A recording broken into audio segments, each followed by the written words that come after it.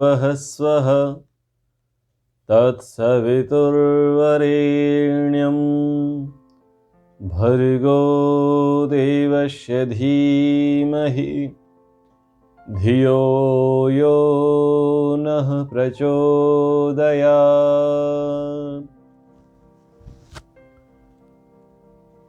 धर्मोपदेश चल रहा है और धर्म के 10 लक्षणों पर, यम नियमों पर संयुक्त रूप से हमने चर्चा आरंभ की हुई है। कल हमने धर्म के विषय में जानने का प्रयास किया, क्योंकि धर्म से सुख मिलता है, धर्महीने कुतः सुखम।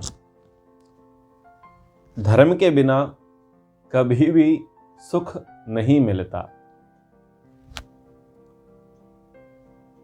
तो जो धर्म सुख देने वाला है, शाश्वत है, सनातन है, जिसको धारण करना चाहिए, जिसके धारण करने से रक्षा और पालन होता है, उस धर्म का आचरण हम कैसे करें, प्रश्न ये उठता है। क्या क्या कार्य हैं जो धर्म के अंतर्गत आते हैं,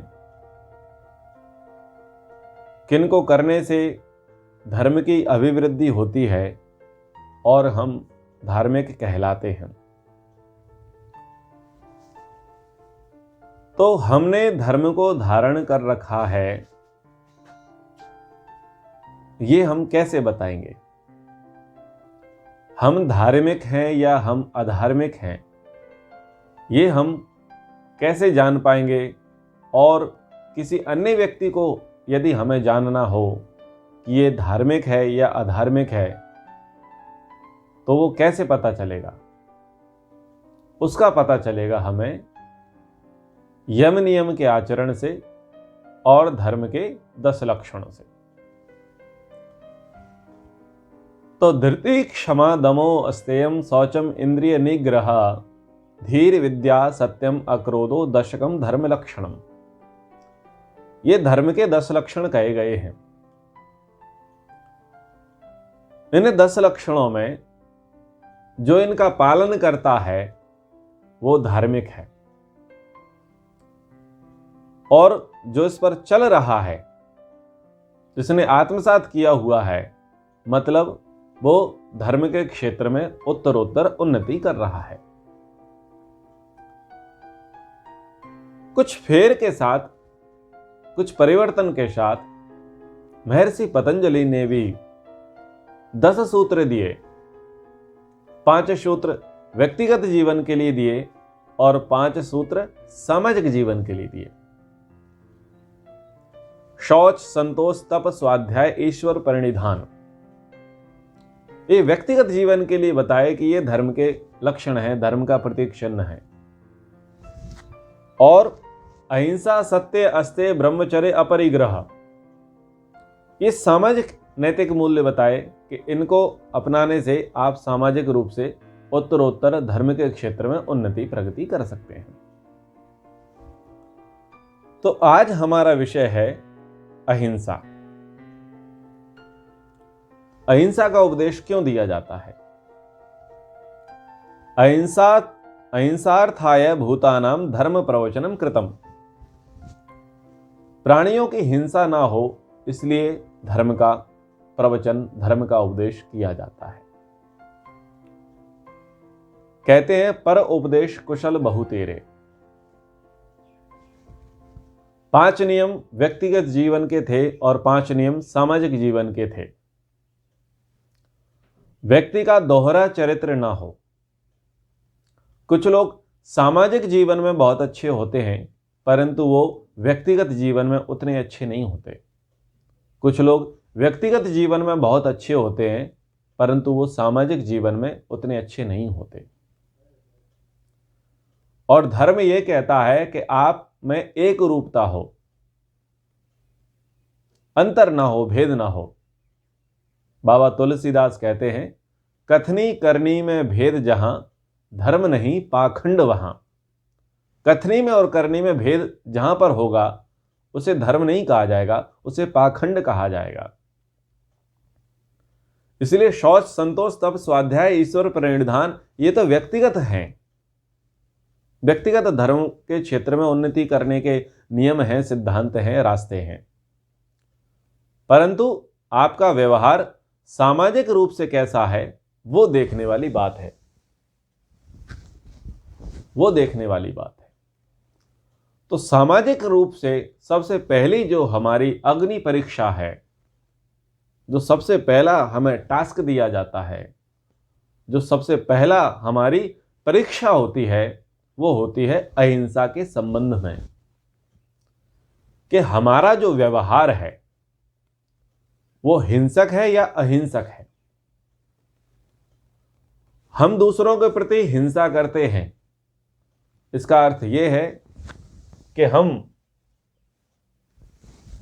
व्यक्तिगत जीवन में भी हिंसक हैं, बस हम छुपाए रखे हैं, अपने व्यवहार की लीपापोती किए हुए हैं कि किसी को पता ना चले। तो आप समाज में जो व्यवहार करेंगे वो आपकी वास्तविकता को बताएगा कि आप वास्तव में अंदर कैसे हैं। लेकिन यूं तो लोग समाज में जाकर के बहुत अच्छा व्यवहार करते हैं, जैसे प्याज होती है और प्याज के ऊपर बहुत सारी परतें होती हैं, वैसी ही परतें लपेट करके, मुखौटे लपेट करके व्यक्ति समाज में अपना प्रेजेंट करता है। लेकिन कुछ नियम ऐसे हैं जो नियम व्यक्ति की उधेड़बुन को समाप्त कर देते हैं, ताने बाने को ध्वस्त कर देते हैं। और उन नियमों में पहला नियम है अहिंसा का पालन करना, जहां पर व्यक्ति किसी को मूर्ख नहीं बना सकता, किसी को मूर्ख नहीं बना सकता। तो उसके लिए कहा कि पहली प्रायोरिटी ये है कि यदि आप धर्म के क्षेत्र में आगे बढ़ना चाहते हैं, आप व्यक्तिगत और सामाजिक क्षेत्र में उन्नति करना चाहते हैं, तो ये देखा जाएगा कि आपका व्यवहार हिंसक है या अहिंसक है। आप व्यक्तिगत जीवन में अच्छे हैं लेकिन सामाजिक जीवन में आप अच्छे नहीं हैं, मतलब अभी बहुत बड़ी कमी हमारे अंदर विद्यमान है। तो इसलिए अहिंसा का उपदेश दिया गया, क्योंकि आपके व्यवहार से किसी दूसरे को कष्ट नहीं होना चाहिए। अहिंसा सकलो धर्मो हिंसा धर्मस तथा अहितम। अहिंसा ही धर्म है और हिंसा अधर्म है।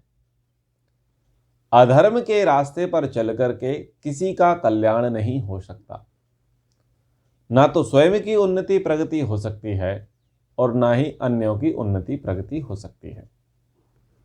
इसलिए अहिंसा सर्वथा सर्वदा सर्वभूतानां अनभिद्रोह, सर्वथा सर्वदा मनसा वाचा कर्मणा, सब प्राणियों के साथ अद्रोह रखना, अर्थात वैर हिंसा की भावना ना रखना ही अहिंसा है। आखिर जीवितम यह स्वयं यच्छेद कथम सोन्य प्रघातेत, जो स्वयं जीवित रहना चाहता है वो दूसरे को कैसे मार सकता है। तो यदि हम जीवित रहना चाहते हैं तो दूसरों को भी जीवन दें। एक नारा आपने सुना होगा, जियो और जीने दो। ये अहिंसा का ही एक प्रकार से सूत्र है। तो यह सोचकर विचार कर यह निर्णय निकलता है कि अहिंसा सर्वभूतेषु धर्मम ज्यायः तरः विदुः, किसी भी प्राणी पर हिंसा न करना सर्वोत्तम धर्म है और वही वास्तव में अहिंसा है। क्योंकि अहिंसा संपूर्ण जगत के प्राणियों के लिए सबसे उत्तम धर्म माना गया है और वही सर्वोत्तम कर्म माना गया है। इसलिए हम सबको याद रहे कि यत् स्यात् अहिंसा संयुक्त सा धर्म इति निश्चय। जिस कार्य में हिंसा ना हो निश्चय से वही धर्म है, और जिस कार्य को करने में हिंसा हो निश्चित रूप से वही अधर्म है। तो इसलिए जो धर्म है, जो धर्म कार्य है, जो धर्मानुष्ठान है, वो सब के सब अहिंसा में ही समाविष्ट हैं। हमारा व्यक्तिगत व्यवहार अथवा सामाजिक व्यवहार, हमारा ज्ञान कांड अथवा कर्म कांड हिंसा से सर्वथा रहित होना चाहिए। हम अहिंसक प्रवृत्ति के हों। अब अहिंसा पर जब इतना बल दिया जाता है तो लोग पूछते हैं कि भाई अहिंसा के आचरण से होगा क्या? तो महर्षि पतंजलि कहते हैं, अहिंसा प्रतिष्ठायाम तत्सन्निधौ वैरित्यागः।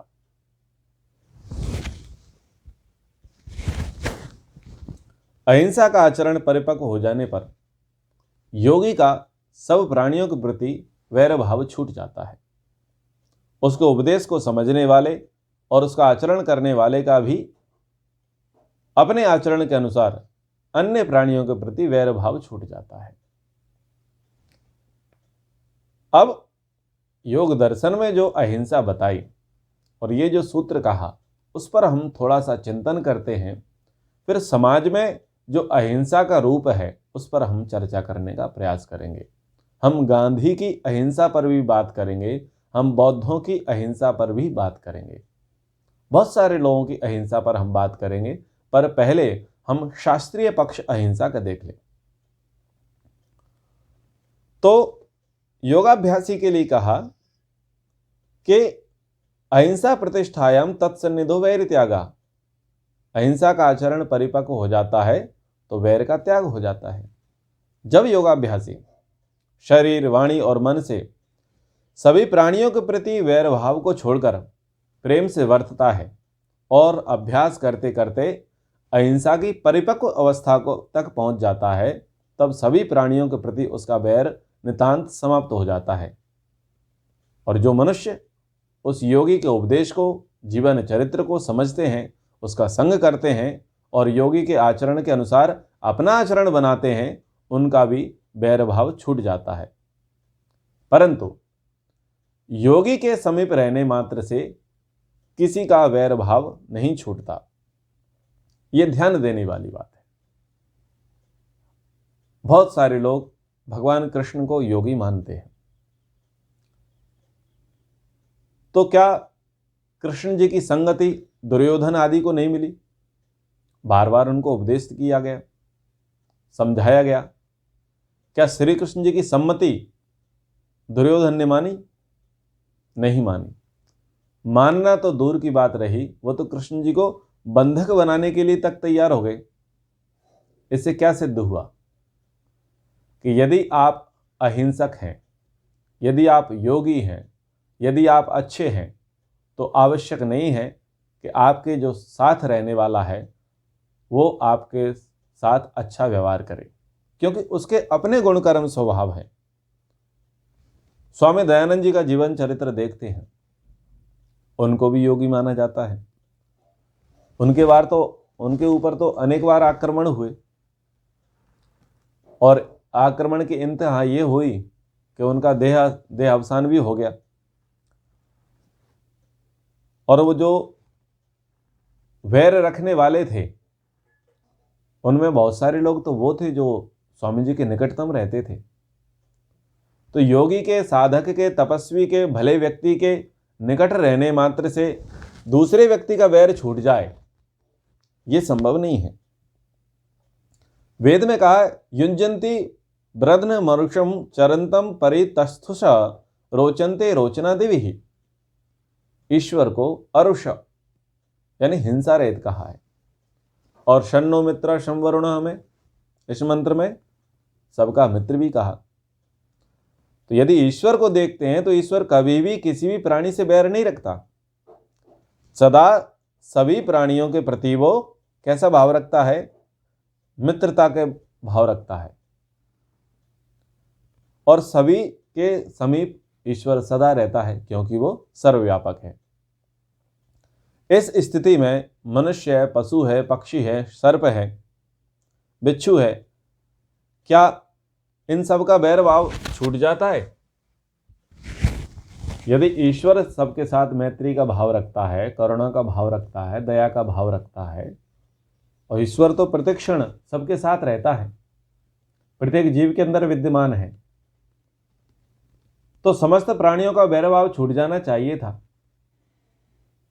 यदि ये माना जाए कि जो अहिंसा की प्रतिष्ठा कर लेता है, जो अहिंसक हो जाता है, उसकी सन्निधि मात्र से, उसके संग मात्र से अन्यों का भी वैर विरोध छूट जाता है, तो फिर ईश्वर तो सबके साथ रह रहा है ना। वो तो सबसे बड़ा अहिंसक है, वो तो सबको समदृष्टि से देखता है। फिर ये जो पशु है और जो मनुष्य जाति है, इसमें आपस में वैर विरोध क्यों? तो ऐसे विचार रखना, ऐसे भाव रखना ठीक नहीं है कि हम अहिंसा का पालन करेंगे तो हमारी अहिंसा का इतना बड़ा प्रताप होगा कि जो हिंसक व्यक्ति होगा उसमें भी परिवर्तन आ जाएगा। तो कुछ ऐसी उल्टी मान्यता रख ली समाज में और उससे बहुत बड़ा नुकसान हुआ। आप एक प्रसंग खूब सुनते होंगे गांधी जी के विषय में, पता नहीं वो कितना वास्तविक है या नहीं। बोले कि यदि कोई आपके एक गाल पर थप्पड़ मारे तो आप तो अहिंसा का पालन करने वाले हैं, आप उसके साथ प्रेम पूर्वक व्यवहार करो और दूसरा गाल भी उसके लिए थप्पड़ देने के लिए कर दो। तो आप इस प्रकार से व्यवहार करेंगे तो उसका वैर छूट जाएगा, वो आपका प्रेमी हो जाएगा। ध्यान दीजिए, क्या इस प्रकार के व्यवहार से कभी किसी का वैर छूटा है? जब मुगलों का आक्रमण हुआ और बौद्धों का स्थापित्य रहा, बौद्ध भिक्षुओं का बहुत बड़ा प्रभाव रहा। एक राजा हैं जिनके नाम की मुझे विस्मृति हो रही है। उन्होंने कहा कि धन इकट्ठा किया जाए, अस्त्र शस्त्र की व्यवस्था की जाए और हमें अपने राष्ट्र की रक्षा करनी है। तो राजा इस प्रकार की योजना बना रहे थे तो वैद्य बौद्ध भिक्षु आए और उन्होंने कहा कि अहिंसा परमो धर्म, हम अहिंसा के व्रत को लेकर के बैठे हैं, इसलिए हे राजा, आप राज्य की रक्षा के लिए हिंसा मत करो। तो राजा बोला, प्रभु ये हिंसा नहीं है, ये राष्ट्र की रक्षा है। बोले नहीं, किसी भी प्राणी को कष्ट नहीं देना है, किसी को भी दुख नहीं देना है, किसी को भी पीड़ित नहीं करना है, किसी के प्रति वैर विरोध नहीं रखना है, यही अहिंसा है। तो क्या किया जाए? बोले हम उनसे क्षमा प्रार्थना करेंगे। बोले गुरुजी, क्षमा प्रार्थना से काम नहीं चलेगा, वो लोग दुष्ट हैं और हमें चढ़ाई करने दीजिए, हमें राष्ट्र की रक्षा करने दीजिए। तो बौद्ध भिक्षु हट पकड़ गए और उन्होंने कहा कि यदि तुम शस्त्र उठाओगे तो सबसे पहले शस्त्र तुम हमारे ऊपर चलाना, यदि तुम्हारा रथ निकला तो रथ हमारे शवों के ऊपर से जाएगा। और सारे बौद्ध भिक्षुओं ने हड़ताल कर दी और वो जाकर के मार्गों पर लेट गए।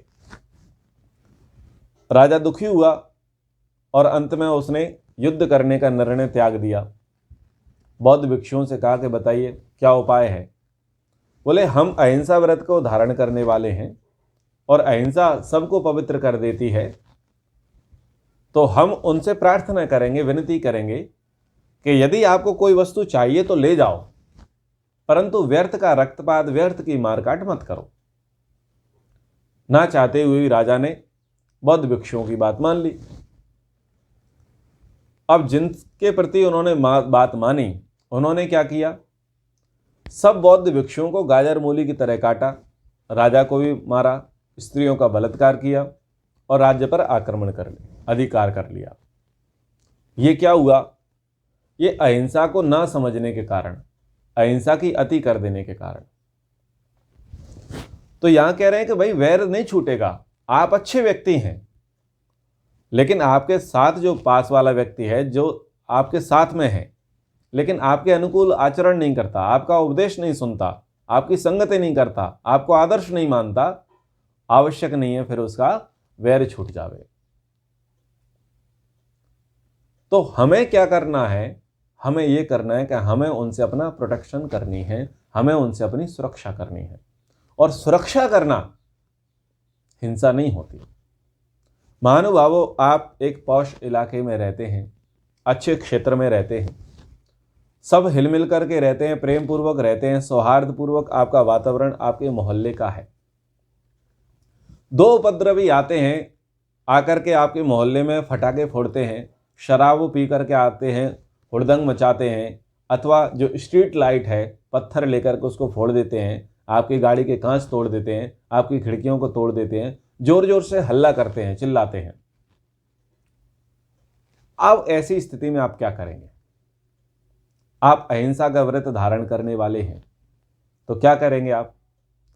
यदि आप वैसी ही गांधी वाली अहिंसा अथवा बौद्ध भिक्षुओं वाली अहिंसा का पालन करेंगे तो आप ये करेंगे कि आप सब लोग इकट्ठे होंगे, उनसे विनती करेंगे, आपको जो मारना पीटना है मार लो, जो कुछ लेना है लूट लो, पर हमारे प्रति आप हिंसा मत करो।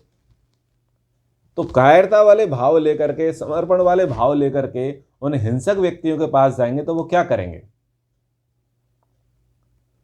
वो वहां से भागेंगे नहीं, वो आपके सिरों पर बैठ करके नाचेंगे। तो जो आपके सिर पर बैठ करके नाचेंगे, उत्पाद मचाएंगे दिन प्रतिदिन, तो बताइए आपकी अहिंसा जीवित रहेगी या मर जाएगी? आपका जीवन हिंसित नहीं होगा? क्या आपकी अहिंसा की प्रतिष्ठा बनी रहेगी? नहीं रहेगी। जब अशांति का वातावरण हो जाएगा तो क्या आप शांति से साधना कर पाएंगे? तो धर्म यह कहता है कि आप निकलें अपने घर से, हॉकी मिले हाथ में हॉकी लो, बैट मिले हाथ में बैट लो, सरिया मिले हाथ में सरिया लो, बेलन मिले हाथ में बेलन लो, चाकू मिले हाथ में चाकू लो, लठ मिले हाथ में लठ लो, तलवार मिले हाथ में तलवार लो, बंदूक मिले हाथ में तो बंदूक लो। साम दाम दंड भेद। पहले प्रेम से समझाओ, पहले प्रेम से समझाओ कि आप इस मोहल्ले में उत्पाद ना मचाएं, हम सब शांति प्रिय लोग हैं, आप हमारी शांति को भंग ना करें, अन्यथा आपके साथ ठीक नहीं होगा। दूसरा, आप संबंधित क्षेत्र के अधिकारियों को सूचना करें, पुलिस को कंप्लेंट करें और बताएं कि ये उपद्रव कर रहे हैं। जब दोनों ही प्रयास आपके विफल होते हैं, आपके समझाने पर भी नहीं समझते हैं और कानून का भी भय उनको नहीं होता, तो फिर आपको धर्म बनता है कि आप फिर उनकी हड्डी तोड़ देवें। सठे शाठ्यम समाचरित, आप उनको उन्हीं की भाषा में समझाएं। आपने उनको उन्हीं की भाषा में समझाया। अब बताइए, क्या कोई व्यक्ति आपके मोहल्ले की ओर फिर आंख उठाएगा, दृष्टिपात करेगा, आपकी शांति को भंग करने का प्रयास करेगा? नहीं करेगा, क्योंकि वो उपद्रवी जानते हैं कि ये लोग हमारी जमकर धुलाई करने वाले हैं। तो जब आप उसका प्रतिरोध करोगे, प्रतिकार करोगे, तो आपके प्रतिकार करने से आपकी अहिंसा बचेगी। आपके घर में चोर आया, आपने कहा हम तो अहिंसक हैं, मारो पीटो मत, जो भी हमारी जन्म भर की पूंजी है, पूर्वजों की जो भी रखी हुई वस्तुएं हैं, आपको जो चाहे ले जाओ, पर आप लड़ाई झगड़ा मत करो, मारपीट मत करो। बताइए क्या करेंगे वो? ऐसे में वो आपके साथ मारपीट भी करेंगे, आपकी वस्तुएं भी ले जाएंगे, और अगर घर में स्त्रियां हैं तो उनके साथ दुर्व्यवहार भी करेंगे। इतना सारा आपके साथ हो जाने के बाद क्या आप सुख से, चैन से, सुकून से बाद में रह पाओगे, जी पाओगे? नहीं जी पाओगे, नहीं रह पाओगे। तो वहां पर आपको क्या करना पड़ेगा? उनको उन्हीं की भाषा में समझाना पड़ेगा। जब आप उनको उन्हीं की भाषा में समझाओगे तो क्या होगा? वो चोर, वो डाकू, वो दस्यु, वो लुटेरे कभी भी आपके घर में, आपके मोहल्ले में, आपके गांव में, आपके नगर में भटकेंगे भी नहीं। तो उससे क्या होगा? अहिंसा की प्रतिष्ठा होगी, अहिंसा की रक्षा होगी। तो धर्म यह कहता है कि अहिंसा की स्थापना के लिए, शांति बनाए रखने के लिए शस्त्र उठाना पड़ता है। पौराणिक परिक्षेत्र में हमारे जितने भी देवी देवताएं दिखते हैं, यदि एक हाथ में शंख दिखता है तो दूसरे हाथ में गदा भी दिखती है। यदि एक हाथ में कमल दिखता है तो दूसरे हाथ में सुदर्शन चक्र भी दिखता है। यदि एक हाथ आशीर्वाद के लिए उठा हुआ है तो दूसरे हाथ में त्रिशूल भी है। यदि एक हाथ में वेद है तो दूसरे में धनुष भी है।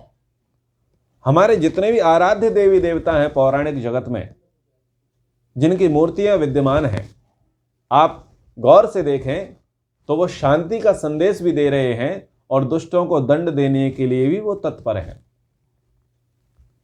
तो धर्म ये कहता है कि शस्त्र और शास्त्र दोनों से सुसज्जित होना चाहिए, और जब दोनों से ही सुसज्जित होंगे तब धर्म की रक्षा होगी और तब अहिंसा की प्रतिष्ठा होगी सही अर्थों में।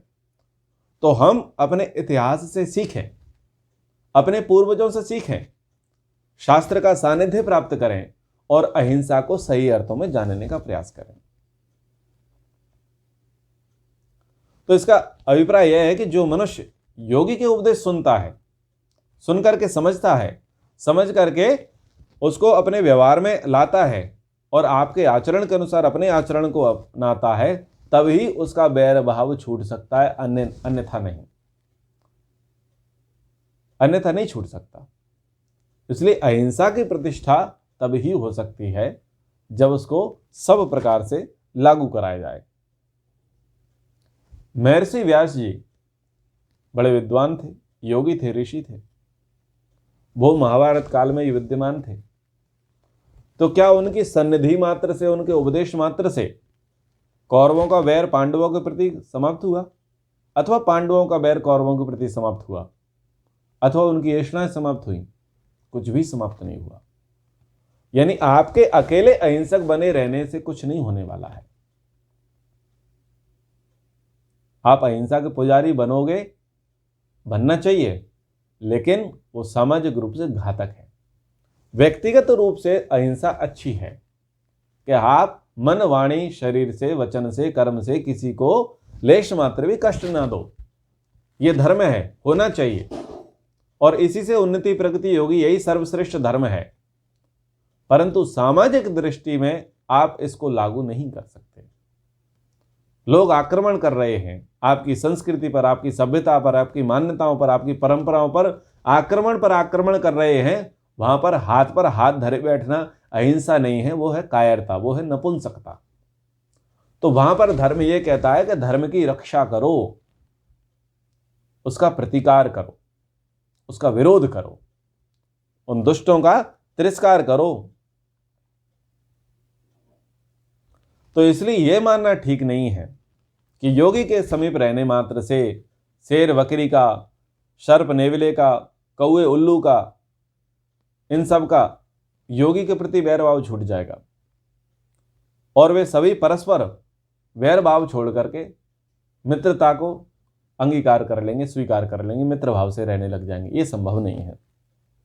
पंचतंत्र में एक श्लोक आता है, सिंहो व्याकरण से कर्तुर हरत प्राणान प्रियान प्राणिने मीमांसा कृत मुन्मथा माथ सहसा हस्तिम मुनि जैमिनीम छंदो ज्ञान निधिम जघान मकरो वेला तटे पिंगलम अज्ञानाव्रत चेतसाम अतिरुषाम को अर्थ स्थिरश्चाम गुणैहि। इस प्रकार से श्लोक आता है।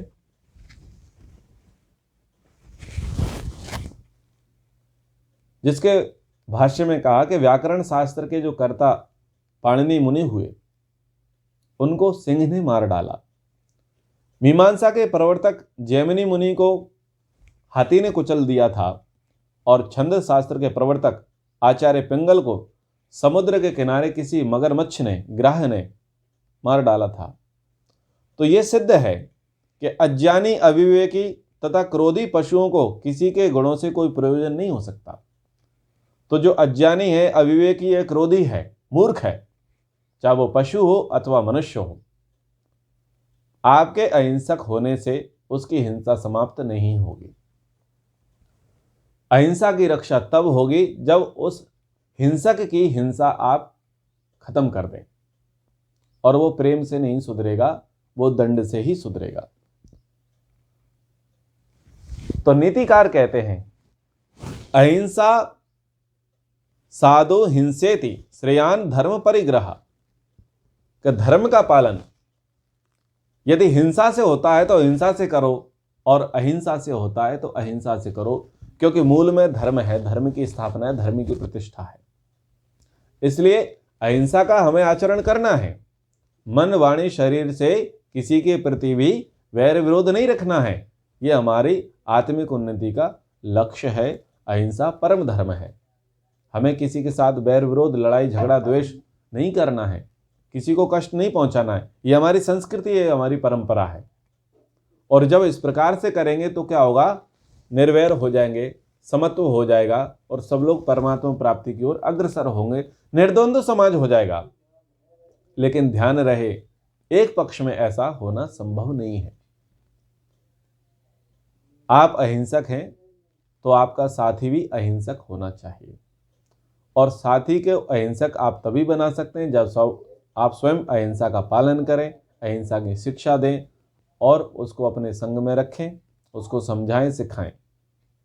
लेकिन कोई बाहरी व्यक्ति आकर के आप पर आक्रमण करे, आपको सताए, तो आप उस मूर्ख, दुष्ट, अविवेकी, पापी, पाखंडी से आप अहिंसक बन करके याचना नहीं कर सकते, क्योंकि वो अहिंसा का पाठ पढ़ा ही नहीं है।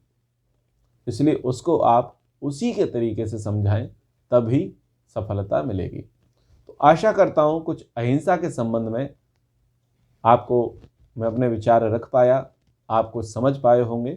और इस संबंध में आपके आगे जो प्रश्न रहेंगे तो उनको भी हम लेने का प्रयास करेंगे। आज की कक्षा को हम यहीं पर विराम करते हैं। एक बार उनका उच्चारण, ओम। सभी को सादर नमस्ते।